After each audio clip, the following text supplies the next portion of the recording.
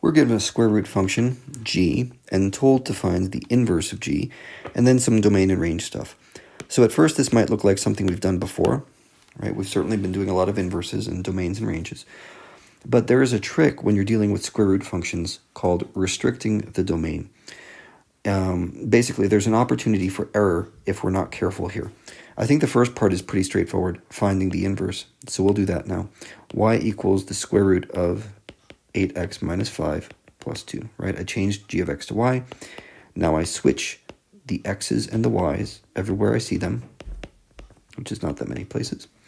And now I'm going to start solving for y. So first I pull the 2 off like that, and I get 8y plus minus 5.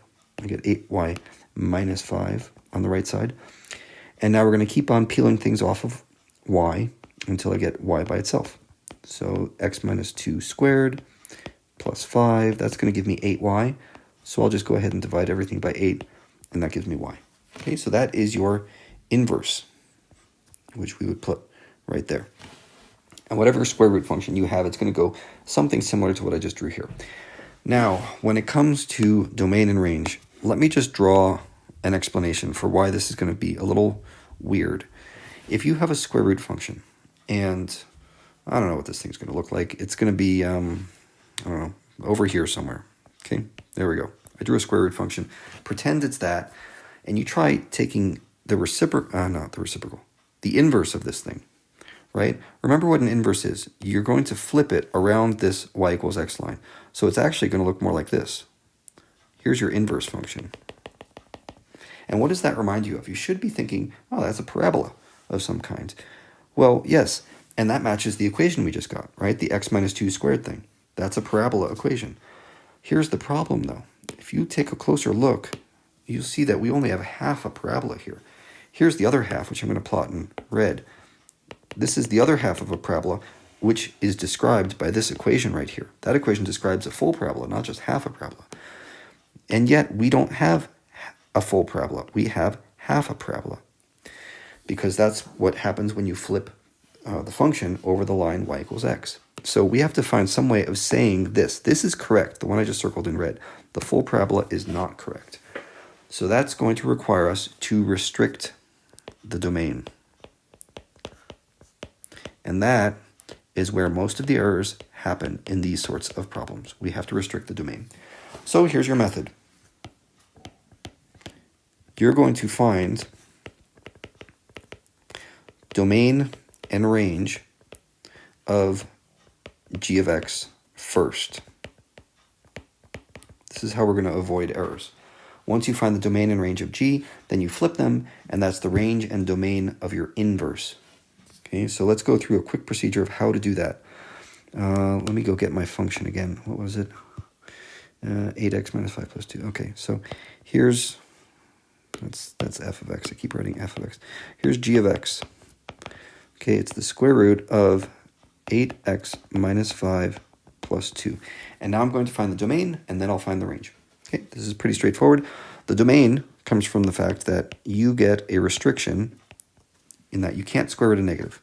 Okay, so 8x minus 5 can't be negative. The way we say that is greater than or equal to 0, which means 8x is greater than or equal to 5, which means x is greater than or equal to 5 over 8.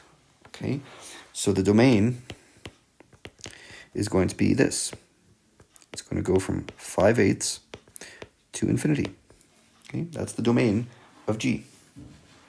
Now about the range. Oh, a unit circle. Isn't that pretty? I'm going to have to work around that.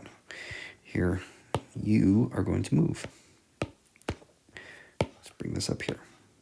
Okay, great. So domain is done. Let's find the range. The way you find the range of a square root function is you think in terms of the minimum and maximum values you can have. First, we talk about the minimum y values. What is the smallest this thing can be? Okay, well, it's going to be the square root of 0 plus 2. That's the minimum you can get. You can't get something that's less than a square root of 0. You can't get a negative number, for example. So what that means is your minimum y value is 2. And how about the maximum y value?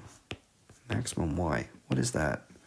Well, the maximum value is really big, It's like infinity plus 2. And what's that going to be equal to? Well, it's basically infinity.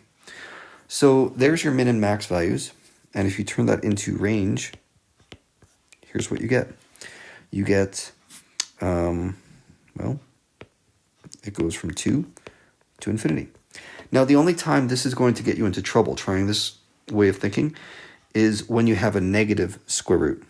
Okay, when you have a negative square root, like a negative sign right there, then you've got negative infinity to deal with. Okay, instead of a positive infinity. So watch out for that. If you have a negative sign in front of the square root, you have to keep track of that thing. But in this case, it was just a positive square root, so our range goes 2 to infinity. Okay, so I'm going to take those two values, and I'm going to put those in the appropriate places up here. This one was the domain, 5/8 to infinity. And the range, make sure you get it in the right spot, was y equals 2 to y equals infinity. And now what you do is you switch those around as appropriate. The domain of G becomes the range of G inverse, and the range of G becomes the domain of G inverse. And that gets us around the whole problem of half a parabola versus a whole parabola.